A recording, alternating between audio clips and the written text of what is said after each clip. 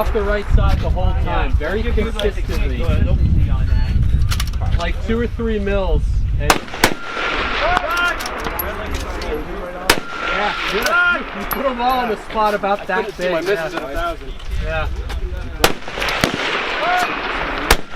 Good tight little group there, yeah. It'd be nicer if they were a foot left.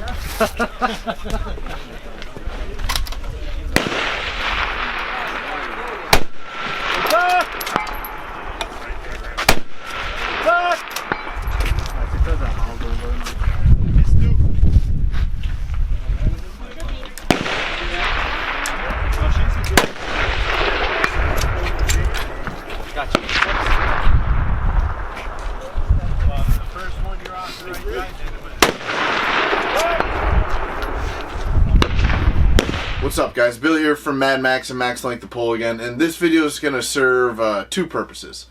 I'm going to actually do finally a breakdown of my PRS rifle for this year, as I believe I have enough experience on it to talk about it to this point.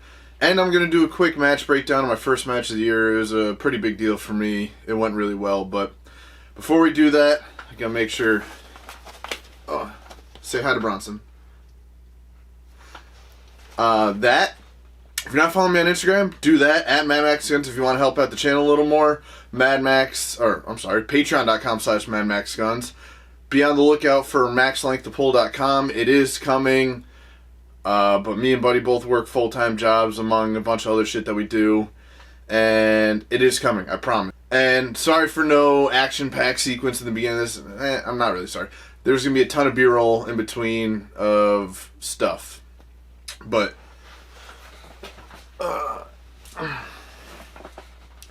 now let's get into it. I'm going to start off talking about my match rifle here. See if we can get the whole thing in frame. Try to get some B-roll of this after. Normally I would start from one side to the other, but we're going to start from the heart and move outwards on this. From my previous season's PRS rifle, very little is actually the same. The action is a Curtis Customs Valor. If you saw the video that Buddy did on his PRS rifle for this season, which is actually right here, sneak peek, you saw that he used the Terminus Zeus. I decided to go to the Curtis route for no other reason than I didn't want the same exact action as them. They're very similar. If you want to dive into the drama of that, it's out there on the internet. But it is a quick switch action with 2 little set screws. I'll get some B-roll in there for that too. A butter smooth bolt. I haven't cleaned it or greased it since the match this weekend, but you get the point. You got a butter smooth bolt, 60-degree throw, very nice. The quick change tenon, obviously, and then other than that, it's just a very well-built action. Currently, I'm running a International Barrels. My orange barrel is an International Barrels 6GT, chambered by me with the Manton Precision Reamer. It's a shooter. I'll get some pictures up here of some of the group sets it's been shooting. When I really put some effort and get steady and everything into it, I'm not just doing it to get velocities, it's going to be in the 3s. I have shot groups in the 2s with it, but it's in the 3s and 4s pretty regularly from the prone. I'm not saying I'm a fucking quarter-inch shooter by any means, because I'm not, but this gun is certainly capable of that with pretty regularly. You get the point. But, yep, International Barrels, nice group of Canadian men. The barrel is done really well for me. It's a MTU contour with a 1 in 7.5 twist.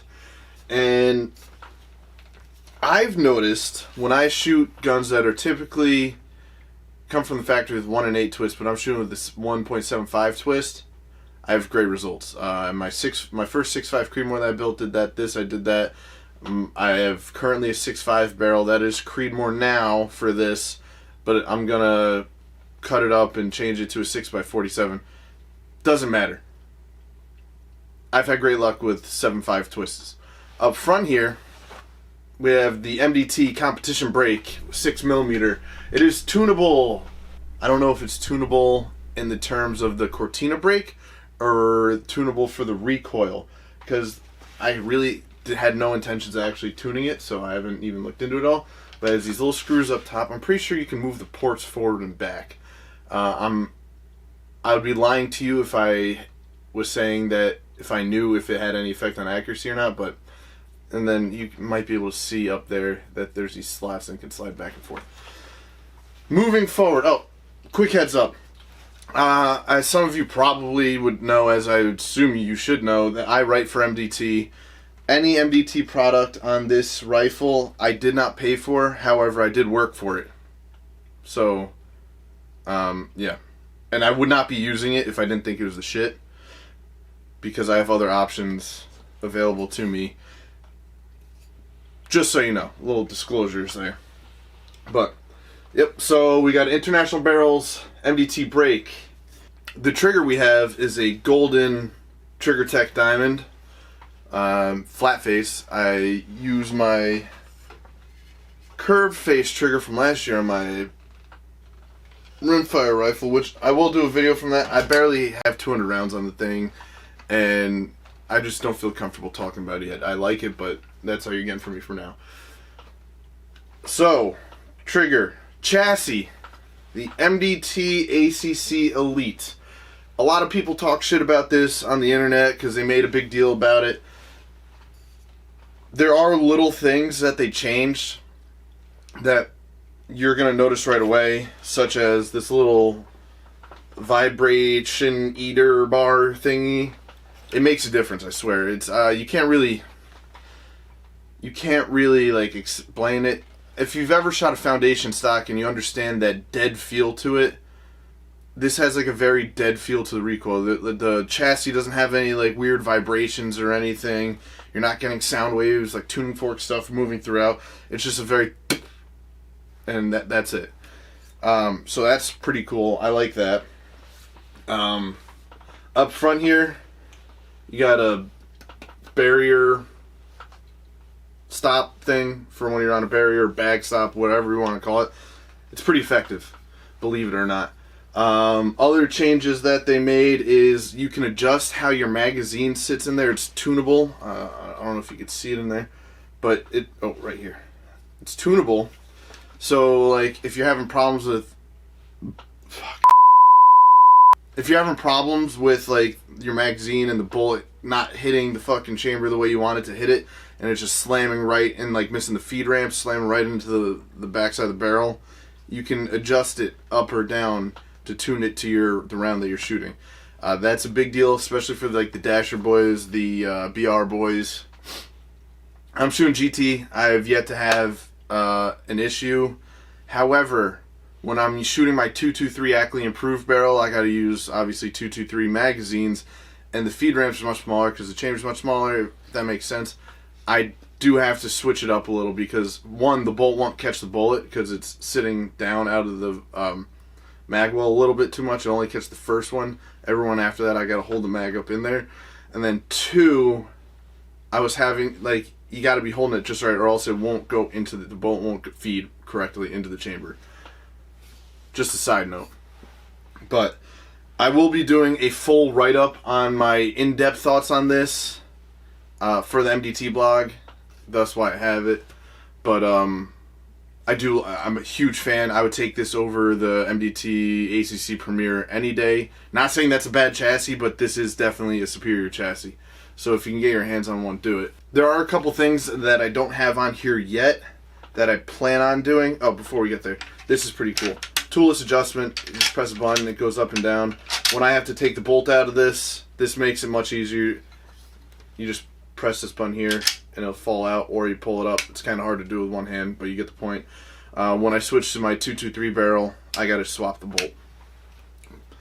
But there are a couple things that have come out since I've received this chassis that I'm working on getting my hands on.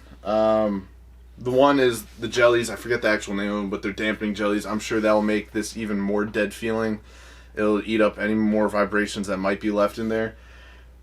And I don't know if it's available to the public yet, but I'm planning on trying to get my hands on the Mirage Shield that goes on here, not the one that's M-lock that I have for the ACC Premier, but it screws right into these holes here.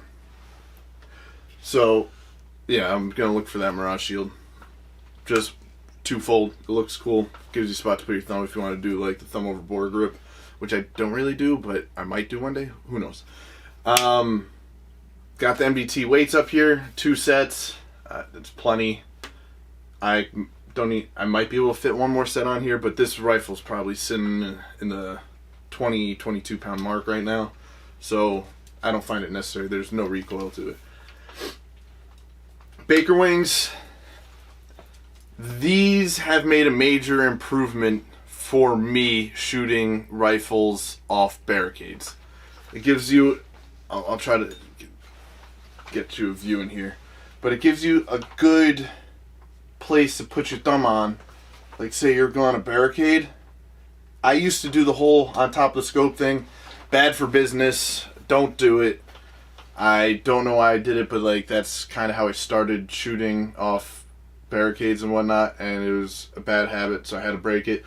This has made everything far easier, and it works as a bag rider. You might see that they are offset a little bit. This one is so I can get a good grip on it because I shoot righty 99.99% of the time, so I will be using this one more. This one just gives you the surface area for the bag rider, but I'm running a MDT 2-round thingy here to hold 2 rounds.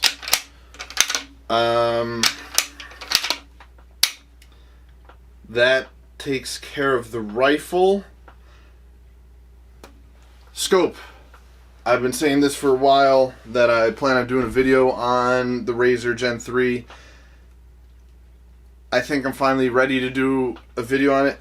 However, I think that's going to be a video that I do out on the range instead of talking head in here. I want to do like talk about it and shoot it at the same time so you can see it.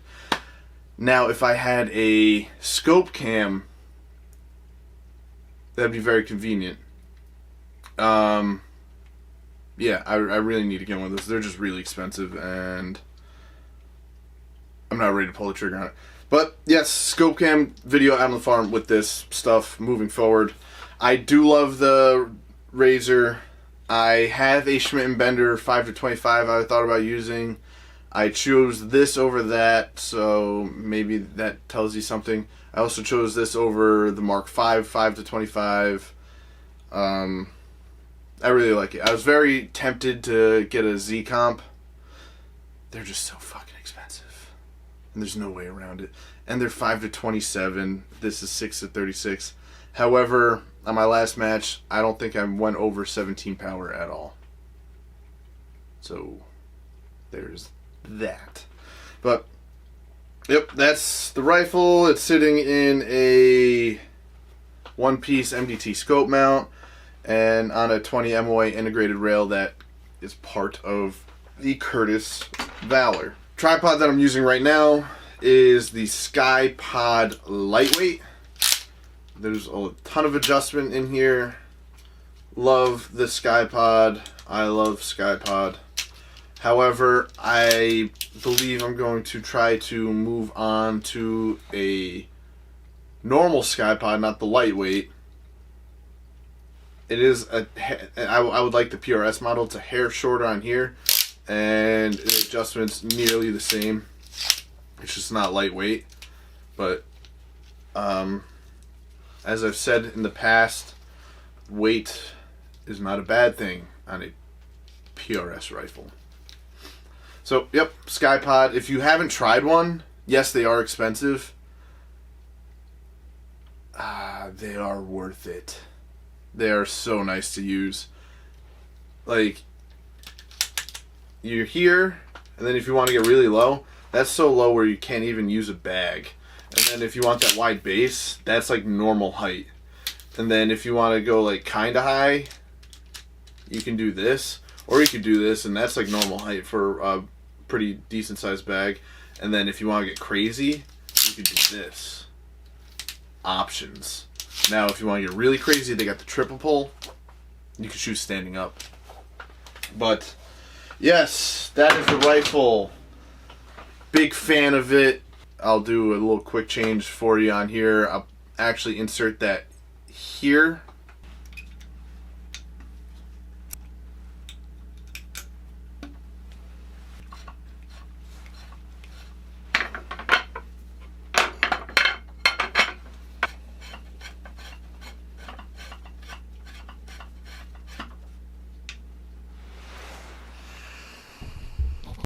Of the quick change so you can see how easy it is. But other than that, that's about it for the barrel. Before I talk about the match, before I dive into the match and my quote-unquote breakdown of my thoughts on it, I'm not even going to go into all the stages. I'm going to show you some I'm going to show you my best stage of the day and my worst stage of the day, the stage that I fucked myself on, that I could have had a really good day and ended up having a just a good day, if that makes sense. But check these out. First stage, best stage. Second stage, worst stage. And I didn't film every stage. I wanted to get comfortable shooting and warmed up before I asked Buddy to start filming. But yeah, that's it.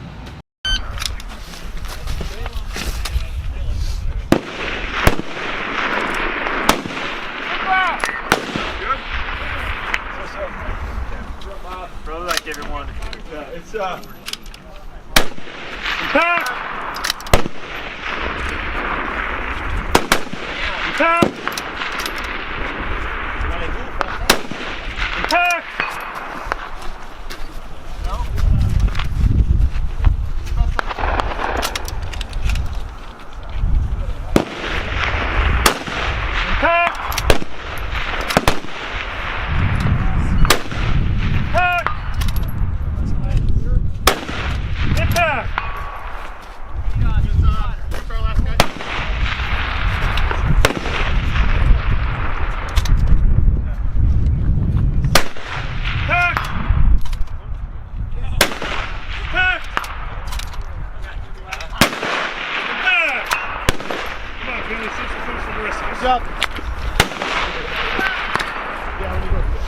Thought I dropped one. nope. 2 points because I shoot the wrong fucking target. My old course. Do you walk? Hey, look, they're both circles. You have other harassment. Yeah, yeah. Guys start.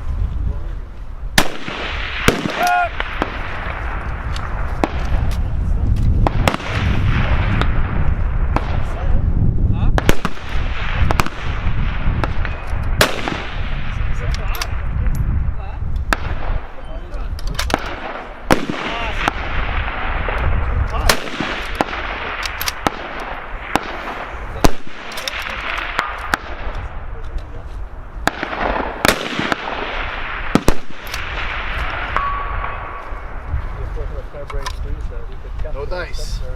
We got you for 3. Yep.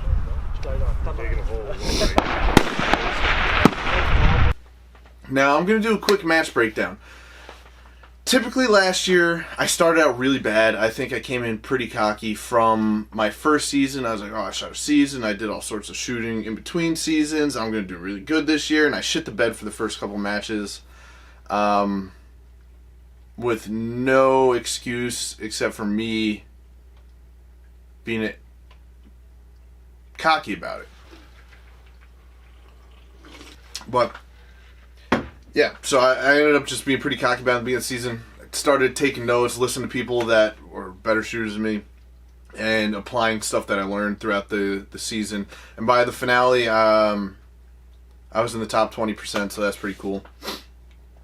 By the finale, I think I shot like 80% of the winner's score, or 77%. I don't remember. I shot really good compared to how I was shooting at the beginning of the season. Now, this season, I came into my first match scared as shit that I was going to suck. And I wasn't stressed out. I was like, you know what, screw it. I'm just going to go out and shoot, have a good time with the boys. And that's what we did, and I came in 7th, which was pretty cool. But the thing that kind of pissed me off, there's two things. I started the season with the goal that I wanted to have a top 10 finish by the end of the season. That's kind of a bitch that I knocked that out in the first match. But another thing that's kind of a bitch is I was 2 impacts away from 3rd, because there was a bunch of people that had the same score as me, and then there was like one person that had 1 more impact than me, and then yeah, I was 2 impacts away from coming in 3rd. The guys that were in 2nd, 1st, they were the guy who won was 10 impacts ahead of me, and the guy that came in 2nd was like 5 impacts away from me. And the shittiest thing is, I came into the last round top 2. My last stage, I was definitely top 2, and I went 3 for 9 because I fucking suck at shooting on tripods. But there's a bright side to this story. Now I have 40 rounds left of my match ammo from last weekend, and I'm going to go use all that shooting at a very small plate at 600 yards off a tripod from different heights. So, moral of the story is, what is the moral of the story?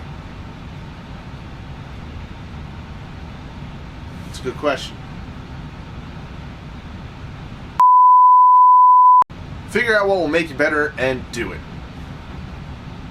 Now, if you want a quick look forward at stuff that we're going to be talking about in the near future, I will be doing a full-length video on my rimfire rifle here. Don't get too comfortable looking at it, and we'll do that.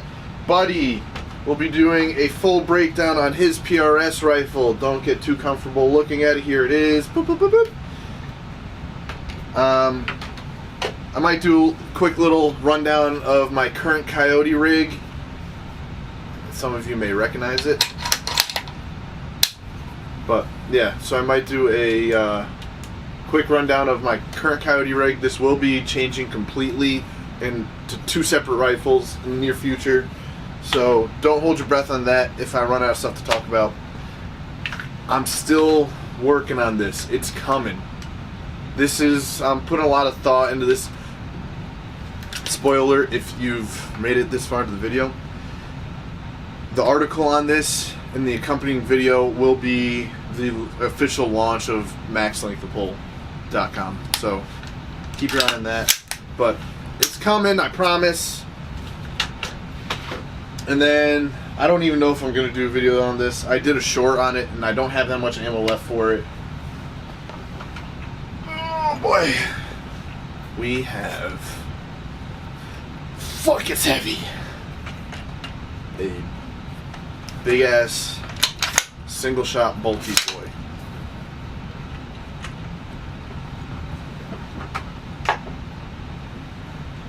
And then on top of that, I'm doing a full, not custom 338 Lapua Magnum build for the MDT blog.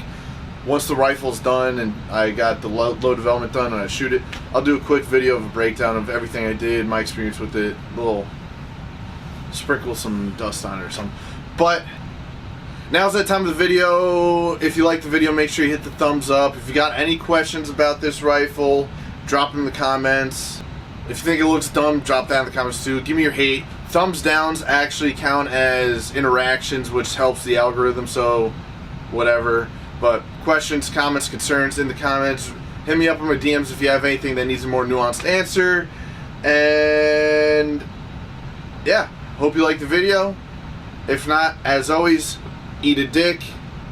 See you later. Oh, look, he's scared.